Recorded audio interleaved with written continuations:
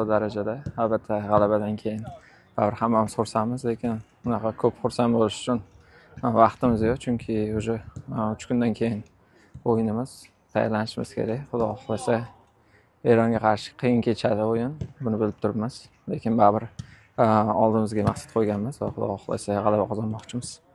Unaqa o'yinlarni kim momentidan foydalanib ketsa, o'sha jamoa g'alaba qozonadi. Bizda imkoniyat bo'ladi baribir. O'sha imkoniyatdan agar foydalansak, Xudo xohlasa g'alabaga erishamiz. Unaqa hozir ajratib o'tadigan o'yin yo'q, chunki har bitta o'yin 3 ochko beradi. Har bitta o'yinda maksimal konsentratsiya bilan o'ynash kerak va Xudo xohlasa vazifani bajarish kerak bo'ldi.